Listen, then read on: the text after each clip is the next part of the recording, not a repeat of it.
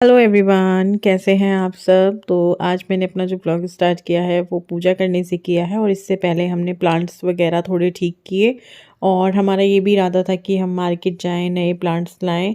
लेकिन वो देखते हैं हो पाता है कि नहीं हो पाता है। पहले मैंने कहा मैं पूजा वगैरह कर लूँ फिर देखेंगे। तो यहाँ पे मैं जो है कान्हा जी को स्नान करा रही हूँ और थोड़ा मैं उनको पानी के साथ खिला रही थी। बल्कि विपिन कह रहे थे ये क्यों कर रही हो। मैंने कहा मैं ऐसे ही करती हूँ हमेशा, इनको मैं पानी के साथ थोड़ा सा खिलाती हूँ। मैंने कहा इनका मन कर रहा होगा। और बहुत सारे लोग पूछते हैं कि आप कान्हा जी की सेवा कैसे करते हो, हमारे साथ शेयर करो। तो मैं कान्हा जी की सेवा वैसे नहीं करती हूँ जैसे जो लोग कान्हा जी रखते हैं वो लोग करते हैं। क्यों? क्योंकि देखो मैंने बहुत सारे लोगों को देखा है जो पहले तो शौक शौक में कान्हा जी को ले आए, उनकी सेवा ठान ली, फिर उन लोगों से हुई नहीं। उन्होंने मंदिरों में कान्हा जी को जाके रख दिया। बहुत बहुत सारे मंदिरों में आपको दिख जाएंगे, बहुत सारे कान्हा जी इकट्ठे हुए रहते हैं, वो लोग रख के चले जाते हैं। बल्कि पंडित जी भी नाराज होते हैं कि इन लोगों से पूजा होती नहीं है, पहले चौ चौ में ले आते हैं फिर वो इनको यहाँ छोड़ जाते हैं। तो इसीलिए आप वो ही काम ठानिए जो आप कर सकते हो। किसी के ऊपर नहीं हम उनको लेकर आते हैं। पहली बात तो वो प्रभु हैं, भगवान है, ईश्वर है। जो जैसे हमारे और देवी देवता हैं वैसे ही वो हैं। तो मेरा तो वही मानना है और उसी तरीके से मैं उनकी पूजा करती हूँ जैसे मैं बाकी भगवान जी की करती हूँ। वो मेरे लिए भगवान जी में ही आते हैं। तो मैंने उनकी कोई सेवा नहीं ली हुई है। मैं उनकी कोई सेवा वैसे नहीं करती हूँ कि उनके वस्त्र रात के अलग हैं, दिन के अलग हैं, मुकुट अलग है, ये अलग है। ऐसा कुछ नहीं है मेरा। जैसे बाकी भगवान जी का बिल्कुल वैसा ही है। ये वस्त्र भी मेरे पास ये ऊनी इसलिए ज़्यादा हो गए क्योंकि मेरी मम्मी ने पहुंचा दिए हैं। वो जब भी कोरियर आता है हापुड़ से कुछ मेरा जाता है सर्दियों में खास तौर से, तो वो कान्हा जी के 3-4 ड्रेसेस दे देते हैं। आप लोगों को मैंने लास्ट टाइम भी दिखाई थी। हेलो एवरीवन, वैसे तो वीडियो स्टार्ट कर चुके हैं वॉइस ओवर से, लेकिन ऐसे सामने से हेलो करने की बात ही अलग होती है। तो अभी जो है 11 बजने वाले हैं और मैंने इनको 10 मिनट के लिए रोक लिया है क्योंकि मुझे कुछ काम है जो इनके साथ हो जाएगा, थोड़ा सा पिक्चर वगैरह का। अकेले में क्या होता है ना, बोरियत आती है। तो मैंने कहा चलो ये काम कर लेते हैं। तो ये रुक गए हैं 10 मिनट के लिए, चलो मैं करती हूँ। मैंने सोचा कि अपना वीडियो भी स्टार्ट कर देती हूँ। मेरे बाल देखिए बड़े प्यारे लग रहे हैं ना, मतलब इसीलिए तूने ब्लॉग स्टार्ट किया है। मैं सच बताऊं मैं बाल ही देख रही थी अपने और मैंने फिर ब्लॉग स्टार्ट कर दिया। और कलर करा लेती हूँ यार मैं, या मेहंदी। अभी मैं आ गई हूँ किचन में और मैं तैयारी कर रही हूँ आलू प्याज के पकोड़े की। और ये पकोड़े पता है मैं किस में डालने वाली हूँ? कढ़ी में। तो आलू प्याज वाली कढ़ी बनेगी आज हमारे घर। आलू प्याज के पकोड़े वाली कढ़ी बनेगी, सिंपल पकोड़े नहीं। आज मेरा मन कर रहा था कि चलो कढ़ी बनाते हैं, लेकिन इसमें जो है आलू प्याज के पकोड़े डालेंगे। बहुत टेस्टी लगती है जब हम चावल के साथ कढ़ी होती है और कढ़ी के अंदर जो है आलू का पकोड़ा और प्याज का पकोड़ा आता है। प्याज तो खैर मिक्स हो जाते हैं, पता नहीं चलता, लेकिन जब आलू का पीस खाते हैं ना सच में मज़ा आ जाता है। तो मैंने बेसन डाल लिया है इसमें और आलू प्याज काट के डाल लिए थे, मसाले डाल लिए थे और साथ में हरा धनिया भी डाल लिया है। इनको कर लेंगे मिक्स और थोड़ा सा पानी भी ले लिया है। जैसे जैसे ज़रूरत लगेगी थोड़ा थोड़ा पानी करके डालती रहूँगी। एकदम से अगर डाल देंगे फिर क्या होगा पता नहीं चलेगा ना, बहुत सारा पानी भी हो सकता है। तो इसीलिए बहुत ही थोड़ा थोड़ा लेकर इसको मिक्स कर लेना है। आलू प्याज धुले हुए हैं तो उनमें भी पानी है, तो इस वजह से मैं बहुत ही थोड़ा थोड़ा करके डाल रही थी, एक साथ नहीं डाला। तो इनको मिक्स कर लिया, थोड़ी देर के लिए मिक्स करके छोड़ दिया था। उसके बाद मैंने कढ़ाई में तेल गरम कर लिया और पकोड़े बनाने शुरू कर दिए हैं आलू प्याज के।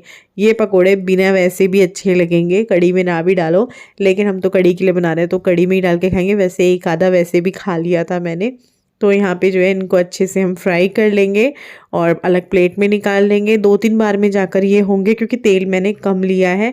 वही है ना, फिर ये तेल पक जाएगा, फिर अलग बर्तन में निकालो, तो इसलिए मैंने थोड़ा तेल लिया था। हालांकि ये भी ज़्यादा है, इसमें से भी निकालना पड़ेगा, पर ये है कि वो चावल में छोंकने के काम आ जाएगा और फिर कढ़ी को जो ऊपर से छोंकते हैं उसमें काम आ जाएगा, तो उसमें लग जाएगा। तो यहाँ पे देखिए 2-3 बार में ये पकोड़े जाकर हुए थे क्योंकि तेल कम था। और देखने में कितने अच्छे लग रहे हैं ना, तो बहुत टेस्टी लग रहे हैं। और किस किस को आलू प्याज के पकोड़े वाली कढ़ी है मुझे बताना। तो यहाँ पे मैंने ये 3 पाव के करीब दही ले ली है और दही का घोल बना लेंगे बेसन डाल के। तो यहाँ पे मैंने वही वाला बर्तन ले लिया है जिसमें हमने आलू प्याज के पकोड़े करके बनाए थे, वही वाला है। और एक हमने ये जो है कढ़ाई में पकोड़े भी डाले हुए हैं, उनको भी मैं देख रही हूँ और क्योंकि थोड़े से उसमें बच गए थे तो वो भी 3 बार में जाके ये हुआ था। तो यहाँ पे बेसन ले लिया है, करीबन 150 ग्राम से थोड़ा सा ही कम होगा, क्योंकि 200 ग्राम का पैकेट था, उसमें से मैंने पकौड़े में डाला था और कढ़ी में डाला था, तो पता नहीं नाप तोल के कितना पकौड़ों में गया होगा।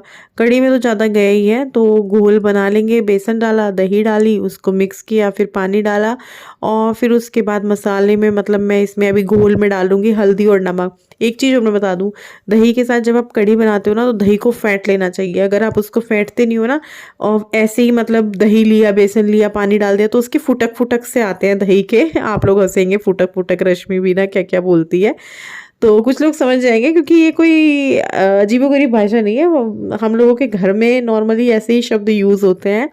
और यहाँ पे देखिए मैंने तेल निकाल लिया है, उसी कढ़ाई में मैं छोंक रही हूँ। तो इसमें मैंने जो है हींग डाल दिया था और मेथी दाना डाल दिया था, और धनिया पाउडर और लाल मिर्च पाउडर डाल दिया। उसके बाद जो घोल बना कर रखा था वो मैंने इसमें डाल दिया है। बस अब क्या करना है, कढ़ी को पका लेना है खूब अच्छे से, जब तक कि ये कम नहीं हो जाती है। मैं कम से कम 1-1.5 घंटे तक इसको पकाने वाली हूँ। और आज मैंने ना कढ़ी थोड़ी पतली रखी है, और बेसन भी थोड़ा कम था, क्योंकि मुझे थोड़ी ज़्यादा बेसन वाली कढ़ी पसंद है। तो इसको डाल दिया है। और मुझे आप लोगों को एक बात भी बतानी थी, मेरी देवरानी है जो दामिनी, उसने भी अपना चैनल बनाया है। उसके चैनल का लिंक मैं नीचे डिस्क्रिप्शन बॉक्स में दे दूँगी। दामिनी शर्मा व्लॉग्स करके उसका चैनल है, तो आप लोग चेक कर सकते हैं, सब्सक्राइब कर लीजिएगा चैनल को। तो यहाँ पे मैंने पकोड़े भी डाल दिए हैं कढ़ी में, और बस जो है ये बढ़िया सी कढ़ी अभी बन के तैयार हो जाएगी। कढ़ी में उबाल आ गया था, उसके बाद मैंने इसमें पकोड़े डाल दिए थे। तो इसको पकने देते हैं, और देखिए पक पक के कितनी कम हो गई है। और अब हम इसमें डाल देंगे जो हमने छौंक बनाया है, क्योंकि ऊपर से छौंक के कढ़ी अच्छी लगती है। कभी कभी कर देती हूँ मैं ऐसे छौंक वाला, हमेशा नहीं करती हूँ। एकदम से रंग रूप सा संवर जाता है कढ़ी का, तो इस वजह से। तो यहाँ पे जी मैंने ये इसमें डाल दिया है, लाल मिर्च थी रंग वाली और साबुत लाल मिर्च थी। तो इसको हल्का सा मिक्स कर देंगे। इसके बाद मैंने इसकी फ़ोटो ली, फिर इस तरीके से भी आपको दिखाया। ना जाने कढ़ी ना होकर मैंने क्या बना दिया हो। मतलब मेरे को अच्छा लगता है फ़ोटो वोटो लेना, पर ऐसे लगता है हर बार ही क्यों कढ़ी की फ़ोटो है ना। तो आज जो है पकोड़े नीचे डूबे हुए हैं, क्योंकि आलू के हैं, वो वाले होते हैं बेसन के, तो वो ऊपर आ जाते हैं, क्योंकि वो फूले हुए से होते हैं, तो वो तैर जाते हैं, ऊपर ही रहते हैं। प्लेट लग चुकी है। और किस किस के यहाँ पे अब कढ़ी चावल बनने वाले हैं, बताना। किस किस ने आज ही खाए हैं मेरे साथ, वो भी बताना। तो चलो खाते हैं, फिर मिलते हैं। खाना पीना सबका हो चुका है, और सब अपनी अपनी जगह चले गए हैं, जिसको जहां होना चाहिए। जैसे मुझे इस बेड के इस तर कोने पे होना चाहिए, आपको आदत भी पड़ चुकी होगी कि सबसे ज्यादा इनकी रश्मि इधर ही होती है ना, तो आप लोगों को भी आदत है। विपिन खाना खाते ही घर से निकल गए हैं, कोई रिक्शे वाले भैया नहीं मिल रहे हैं, किसी की टाइमिंग मैच नहीं हो रही है। बच्चों की टाइमिंग तो वही रहेगी। अब मुझे लगता है एग्जाम के बाद ही जो है कोई रिक्शे वाले भैया मिले तो मिले, वरना फिर जो है कुछ और ही करना पड़ेगा बच्चों का। यही तो दिक्कत होती है। जैसे ना आप लोगों के साथ मैं शेयर करती हूँ, घर वगैरह का बताया था कि रश्मि ऐसे कर लो, वैसे कर लो, वैसे कर लो। ये ना हम सारे तरीके अपना चुके होते हैं, कर चुके होते हैं, फिर जाके हम कोई फैसला लेते हैं। बालों में से खुशबू आ रही है शैम्पू की। तो कढ़ी चावल खाई थी, जिसके चटकारे अभी तक मेरी जीभ पे चल रहे हैं। मज़ा आ गया खा के। गुड्डू अंदर पढ़ रही है, तन्मय ट्यूशन जा चुका है, विपिन अपने काम पे जा चुके हैं, मैं अपनी जगह अब ले चुकी हूँ। और अभी थोड़ी देर बाद मेरी जगह चेंज होगी, मेरी जगह उधर चली जाएगी उस कमरे में, क्योंकि आज जो है थोड़ा सा काम है ऑर्डर्स वगैरह का। 2-3 दिन बाद कर रही हूँ। बीच में मैंने कोई स्टेटस पे पिक वगैरह नहीं लगाई। हाँ, बीच में जिनके ऑर्डर्स होते हैं, जिनके जैसे मान लीजिए कोई डिज़ाइन आउट ऑफ स्टॉक हो गया, वो फिर से स्टॉक में आ गया है, तो जिनकी प्री बुकिंग होती है उनको मैसेज डाल दिया जाता है, फिर वो चलते रहते हैं वो तो बीच में। और आज एक और बढ़िया बात है, बता दूं आप लोगों को, मेरे दोनों सूट रात तक सिलकर मेरे पास आ जाएंगे। मतलब सिल के तो वो कब के हापुड़ से निकल चले हैं, लेकिन आज वो मेरे पास तक आ जाएंगे। विपिन को फ़ोन आ गया है कोरियर वाले भैया का, क्योंकि कोरियर वाले भैया जानते ही हैं अच्छे से। तो उन्होंने बोल दिया था कि भाई मैंने डिलीवर दिखा दिया है आपका, और ये मत समझना कि कोरियर कहाँ है, मेरे पास है, और मैं आपको शाम को उनका घर इधर कोई होगा कि इधर से जाता हुआ मैं पकड़ा दूंगा आपको, या तो घर पकड़ा दूंगा या आपको दे दूंगा, जैसे भी लगेगा। तो मैं खुश हो गई, मेरे सूट आ गए यार। मतलब ये है कि अपने एरिया में आ गए, अब सिर्फ रात को मेरे हाथ में आने और मैं आपको दिखाऊंगी कैसे सिले हैं कैसे नहीं। और एनिवर्सरी पे पहनूंगी, एक बर्थडे पे पहनूंगी, कैसे करूंगी क्या करूंगी। जब मेरे नए नए कपड़े आते हैं ना बन के, तो मैं सोचती हूँ नहीं अभी रहने दे, उस दिन पहनियो, उस दिन कुछ होगा। और प्रिया रो के यहाँ पे भी जागरण है तो उसका भी फोन आया हुआ है। तो मैं सोच रही हूँ कि अभी ना पहन के उसके जागरण में मतलब पहनूं, क्योंकि एक सूट जाने के लिए भी चाहिए, एक सूट वहां से आने के लिए भी चाहिए, एक दिन में वहां रहेंगे वो भी चाहिए, और फिर रात में जागरण होगा वो भी। मतलब ऐसे करके ना हम औरतों के 5-6 जोड़े तो ऐसे ही हो जाते हैं 2 दिन के लिए। विपिन का बढ़िया है, अपना एक ही जींस पे टी शर्ट या शर्ट चेंज करते रहेंगे। गुड्डू और तन्मय के भी ऐसे ही होंगे, उनके भी 2-3 जोड़े कम से कम वो। मतलब अभी से मैं सोच रही हूँ, पता नहीं जाना हो पाएगा नहीं हो पाएगा, वो कुछ नहीं बताया क्योंकि नेक्स्ट मंथ है उनके यहाँ। उसने मुझे फ़ोन कर दिए हैं अभी से ही, जब भी बात होती है वो बोलती रहती है आना है आना है आना है। बल्कि उनकी डेट ना पहले दूसरी थी, तो मैंने बोला कि मैं नहीं आ पाऊँगी भाई इस डेट को, क्योंकि अगले दिन बच्चों का रिज़ल्ट है। तो फिर उसने बोला कि ठीक है, अगले दिन उसका फ़ोन आता है कि हमने डेट चेंज कर दी है, अब तो तुम्हें आना पड़ेगा। तो अभी तक तो है जाने का, तो वहाँ के लिए भी फिर ये है कि चल यार साड़ी भी वहीं पहनूंगी ये वो। तो ऐसा चल रहा है। तो मैं सूट दिखाऊंगी आपको, लेकिन पहनूंगी किस दिन ये नहीं पता। किसी ने बोला था रश्मि नेल पेंट लगा लो हाथों पे, परसों लगाऊंगी अपनी एनिवर्सरी पे। परसों नहीं, मेरी एनिवर्सरी सोमवार की है, 27 तारीख की। और बड़ा मज़ा आएगा 27 तारीख को। बेशक हम किसी भी तरीके का कोई सेलिब्रेशन नहीं होगा, लेकिन छोटा हो या बड़ा हो, सेलिब्रेशन सेलिब्रेशन ही होता है। बच्चों के एग्ज़ाम की वजह से ना कुछ भी तय नहीं है, क्या करना है कैसे करना है, कहाँ जाना है या घर में कैसे करना है। कोई मैंने अभी तक अपने दिमाग में मेन्यू नहीं बनाया कि क्या क्या खाना बनेगा, क्या क्या होगा। कुछ भी नहीं हुआ, कुछ भी नहीं सोचा है मैंने। बस ये है कि हाँ भाई मंडे को एनिवर्सरी है, जो होना होगा वो हो जाएगा। दिन में खुश रहना है, पूरा दिन खुश रहना है, फालतू के काम नहीं करूँगी उस दिन मैं। मेरे लिए बहुत बड़ा दिन होता है यार। मुझे लगता है हर औरत के लिए जो उसकी एनिवर्सरी का दिन होता है ना, वो बहुत बड़ा होता होगा। आपको भी ऐसा लगता है? मुझे कमेंट करके बताना। मुझे तो ऐसा लगता है, पता नहीं ना जाने कौन सा त्योहार, जैसे करवा चौथ के लिए मैं बहुत ज़्यादा एक्साइटेड हो जाती हूँ। जैसे ही सितंबर आता है ना, फिर मेरे को रहता है अक्टूबर आने वाला है। अक्टूबर में ही होती है क्योंकि करवा चौथ। तो फिर ऐसे ही जैसे जैसे जनवरी आ जाता है ना, तो मैंने कहा फरवरी आ रही है, फरवरी आ रही है, बस दिल खुश हो जाता है। और आके यूं चला जाएगा ये दिन 1 साल के लिए। फिर 1 साल तक तो खैर मैं नहीं सोचती हूँ। हाँ, जैसे ही जनवरी आता है फिर दिल में वो ने। और 4-5 दिन बाद ही मेरा जन्मदिन आ जाता है। फिर उसके एक महीने, लगभग एक महीने से जैसे 10-5 दिन ज़्यादा है, फिर विपिन का बर्थडे आ जाता है। फिर 1 महीना छोड़ के गुड्डू का बर्थडे आ जाता है। फिर 2 महीने छोड़ के तन्मय का बर्थडे आ जाता है। फिर उसके बाद मतलब त्योहार लग जाते हैं। कितनी जल्दी जल्दी बता दिया ना। और ये दिन यूं जा रहे हैं, यूं जा रहे हैं, फटाफट फटाफट। तो आप लोग को मैं दिखाऊंगी शाम को जो मेरे सूट बनकर आए हैं, डिज़ाइन वगैरह दिखाऊंगी कैसे बनवाए हैं, क्योंकि मैंने डिज़ाइन डलवाया है। मैं आपको बता नहीं सकती कि मैं शाम का कितना बेसब्री से इंतजार कर रही हूँ। और पता है, मुझे मन में रह रह के ऐसी भी फीलिंग आ रही है कि कहीं ऐसा ना हो कि शाम को जब मैं उन्हें ओपन करूं वो डिज़ाइन कुछ और ही निकले, जैसी मैंने कल्पना की हुई है ऐसा ना होकर वो गंदा ना हो यार।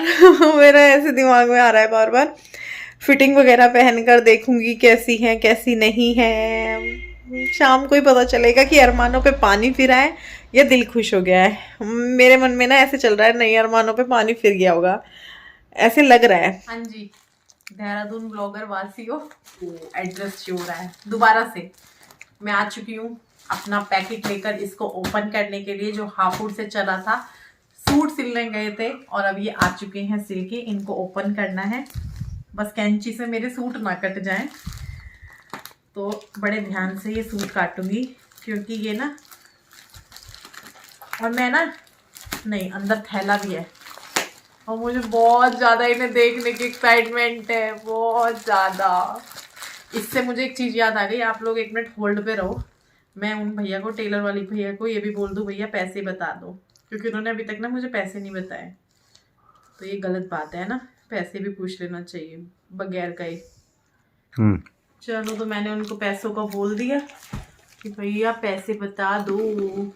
और आज एक कोरियर और आना था। संजना है मेरी सब्सक्राइबर्स, व्यूवर्स, फ्रेंड, छोटी बहन, कुछ भी बोल लो, उन्होंने एक बार और मुझे भेजा था। मैंने मना किया, उसके पास मेरा एड्रेस है, उसने चीज़ ले ली थी।